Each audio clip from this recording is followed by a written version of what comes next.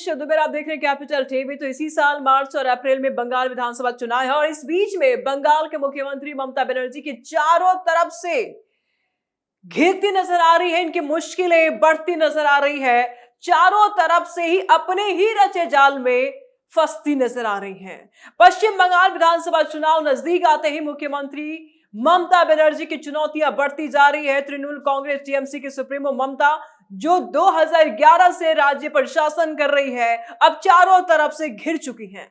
Supreme court के हालिया फैसलों से लेकर चुनाव आयोग की विशेष गहन संशोधन यानी कि SIR प्रक्रिया, पार्टी के अंदर असंतोष, विपक्षी नेताओं के बयान और हमले और राज्य में बढ़ती सामाजिक आर्थिक समस्याओं ने उनकी स्थिति को कमजोर कर दिया है।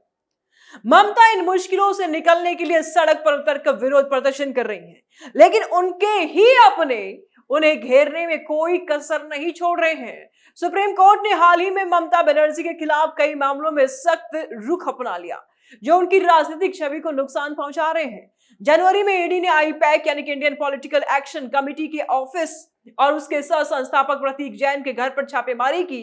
आईपैक टीएमसी की चुनावी रणनीति बनाने वाले प्रमुख एजेंसी है और ईडी ने आरोप लगाया कि ममता ने छापेमारी के दौरान हस्तक्षेप किया, इंटरफेयर किया। इन्होंने दस्तावेज और डिजिटल डिवाइस जब्त करने से रोका। ईडी ने सुप्रीम कोर्ट में याचिका दायर की, जिसमें कहा गया कि मुख्यमंत्री ने केंद्रीय जांच में बाधा डाली है। सुप्रीम कोर्ट ने 15 जनवरी को सुनवाई के दौरान कलकत्ता हाई कोर्ट की अव्यवस्था को बेहद परेशान करने वाला बताया और ईडी अधिकारियों के खिलाफ दर्ज FIR पर रोक लगा दिया। कोर्ट का ममता पर प्रहार। कोर्ट ने कहा कि केंद्रीय एजेंसियां यदि गंभीर अपराधों की जांच कर रही है तो क्या राजनीतिक गतिविधियों के नाम पर उन्हें रोका जा सकता है। यह फैसला ममता के लिए बड़ा झटका है, क्योंकि यह राज्य और केंद्र के बीच टकराव को बढ़ावा देता है। भाजपा प्रवक्ता गौरव भाटिया ने इसे ममता राज का जंगल राज करार दिया और कहा कि सुप्रीम कोर्ट ने ममता को आईना दिखाया है। इससे पहले SSC घोटाले में भी सुप्रीम कोर्ट ने ममता सरकार को फटकार लगाई थी, जहां हजारों शिक्षकों की नौकरियां रद्द हो गई। 2025 और 26 में कोर्ट के ये फैसले ममता की केंद्रीय एजेंसियों के दुरुपयोग वाले नैरेटिव को कमजोर कर रहे हैं। विपक्ष इसे चुनावी मुद्दा बना रहा है। ममता बनर्जी ऐसा कह रही हैं कि विपक्ष इसको चुनावी मुद्दा बना रहा है। ममता ने इन फैसलों का जवाब सड़क पर उतर कर दिया।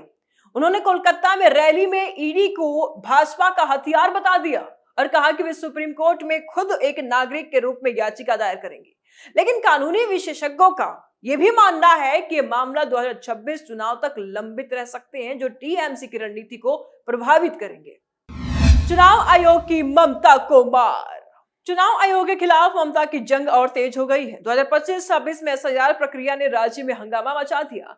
ममता ने आरोप लगाया कि ECI भाजपा के इशारे पर काम कर रहा है और मतदाता सूची से 2 करोड़ नाम हटाने की कोशिश कर रहा है, जो NRC का बैकडोर है। उन्होंने 4 जनवरी को मुख्य चुनाव आयुक्त ज्ञानेश कुमार को पत्र लिखा, जिससे कहा कि SIR में गड़बड़ियां है और इसे रोकना चाहिए। ECI ने SIR को संवैधानिक प्रक्रिया बताया, लेकिन ममता ने इसे मानवीय उत्पीड़न करार दिया। उन्होंने कहा कि बुजुर्गों और गरीबों को परेशान किया जा रहा है और कई मौतें हो चुकी हैं। 5 जनवरी को उन्होंने घोषणा की कि वे सुप्रीम कोर्ट में एक साधारण नागरिक के रूप में याचिका दायर करेंगे। राष्ट्रीय मतदाता दिवस 25 जनवरी पर ममता ने ECI को ट्रैजिक फोर्स कह दिया और आरोप लगाया कि भाजपा के मास्टर की आवाज बन गए हैं। बीजेपी ने इसे ममता की घबराहट बता दिया।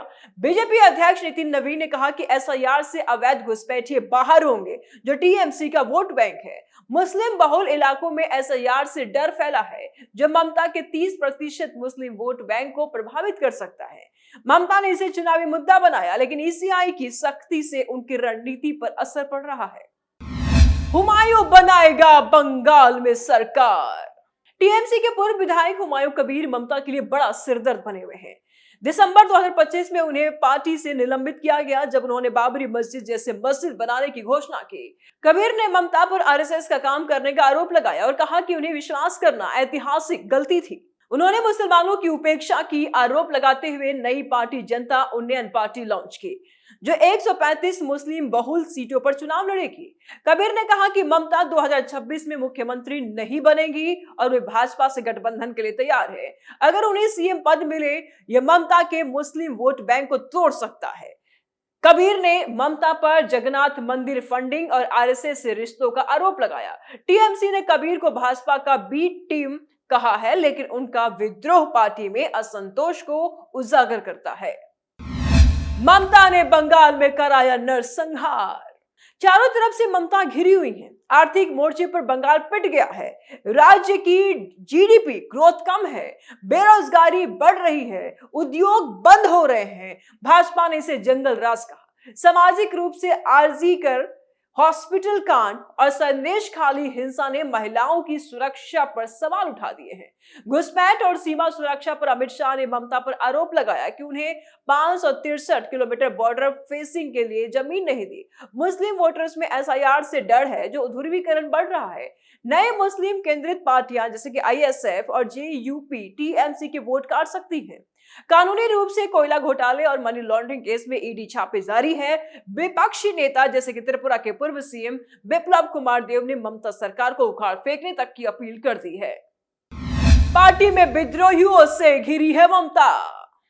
टीएमसी में आंतरिक असंतोष बढ़ रहा है। हुमायूं कबीर जैसे विद्रोही के अलावा जवाहर सरकार जैसे नेताओं ने भ्रष्टाचार पर चिट्ठी लिखी।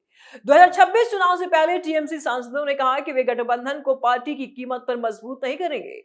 बलूरघाट नगर पालिका में काउंसलरों का विद्रोह हुआ। अभिषेक बनर्जी ममता के भतीजे पार्टी की रणनीति संभाल रहे हैं, लेकिन उनके और पुराने नेताओं में मतभेद जारी है। कांग्रेस ने भी टीएमसी से दूरी बनाई है, क्योंकि राहुल गांधी की यात्रा राजनीति ममता की सड़क लड़ाई से अलग है और यह असंतोष 2026 में टीएमसी के लिए खतरा है। अब सबसे बड़ा सवाल यह है कि ममता कैसे निकलेंगे इन मुश्किलों से। ममता इन चुनौतियों से निकलने के लिए अपनी पुरानी सड़क की लड़ाई रणनीति पर भरोसा कर रही है।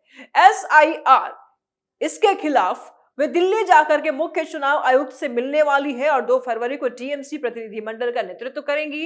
वे विरोध रैलियां कर रही हैं, जैसे कोलकाता में ईडी छापे के खिलाफ तकरीबन 10 किलोमीटर का उन्होंने मार्च निकाला। अब बंगाल के लिए ममता की रणनीतियां पर भी अगर हम बात कर लें कि क्या कुछ इनकी रणनीति है, तो सबसे पहले महिला सशक्तिकरण सामने आता है। इसके जरिए कन्याश्री और लक्ष्मीर भंडार जैसी योजनाओं पर फोकस है, जो महिलाओं का वोट बैंक मजबूत करती है।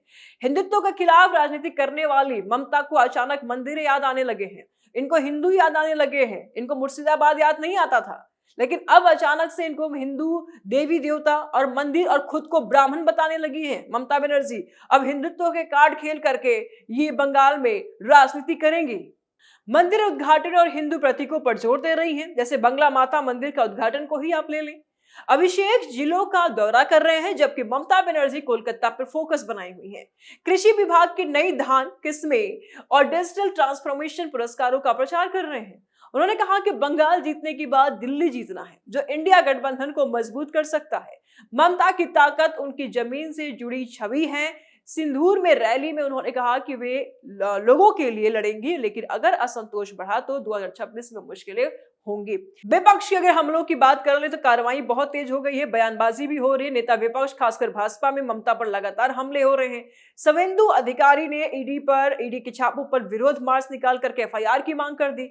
नितिन नवीन ने घुसपैठ और भ्रष्टाचार पर हमला किया, कहा कि टीएमसी राष्ट्रीय सुरक्षा को खतरे में डाल रही है। अमित शाह ने सीमा सुरक्षा पर आरोप लगा दिया। स्वपन दास गुप्ता ने ममता को संविधान से ऊपर बताया। कांग्रेस और वामपंथी भी एसआईआर पर ममता का साथ दे रहे हैं, लेकिन चुनाव में अलग अलग लड़ सकते हैं। ममता बनर्जी 2026 में कड़ी चुनौती का सामना कर रही हैं। सुप्रीम कोर्ट ईसीआई आंतरिक विद्रोह से घिर गई हैं, लेकिन उनकी सड़क की राजनीति और कल्याणकारी योजनाएं उन्हें मजबूत भी रख सकती है। अगर वे मुस्लिम और महिला वोट बैंक बचाती रही तो जीत संभव है, लेकिन भ्रष्टाचार और कानून व्यवस्था के मुद्दे पर अगर विपक्ष एकजुट हुआ तो बदलाव आ सकता है।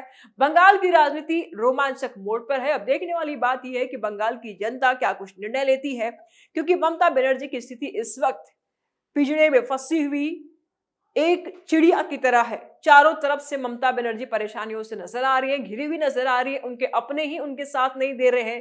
प्लस जो चुनाव आयोग के अगर थपेड़े की बात कर ले तो वो भी पढ़ रहे हैं। सुप्रीम कोर्ट के ऑर्डर्स की बात कर ले तो वो वहां पर भी दरवाजा खटखटाने गई थी, तो वहां से भी उनको कुछ समर्थन मिला नहीं था। यानी कि चौतरफा घिरी ममता अपने ही गढ़ में कमजोर नजर आ रही हैं, परेशान नजर आ रही हैं, और हुमायूं कबीर जैसे नेता तो वैसे इनको तोड़ के चले गए। जो मुस्लिम वोट की राजनीति पर ये जीतती थी, जो घुसपैठियों की राजनीति पर ये जीतती थी, घुसपैठियों के सहारे ये चुनाव में आती थी, मतदान कराती थी और चुनाव जीतती थी, वही एसआईआर के मुद्दे पर अगर देखा जाए तो एसआईआर से ही वो या तो फिल्टर हो जाएंगे या तो उन वोटर्स को हुमायूं कबीर लेकर चले जाएंगे। तो कहीं ना कहीं अगर देखें तो ममता बनर्जी यहाँ पूरी तरीके से कमजोर पड़ती हुई नजर आ रही है। इस बीच में इनका गुस्सा केंद्र की एजेंसियों पर भी फूटते हुए नजर आ रहा है, केंद्र सरकार के ऊपर भी फूटते हुए नजर आ रहा है। कई बार गृह मंत्री अमित शाह को लेकर के इन्होंने कई विवादित बयान दे चुकी हैं।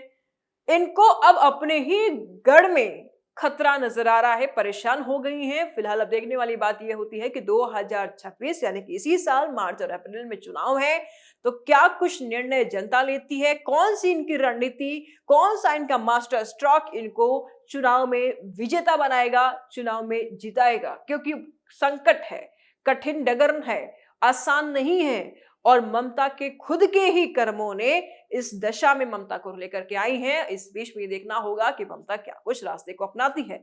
स्पेशल स्टोरी में फिलहाल इतना ही। आगे की अपडेट के लिए देखते रहिए कैपिटल टीवी। नमस्कार।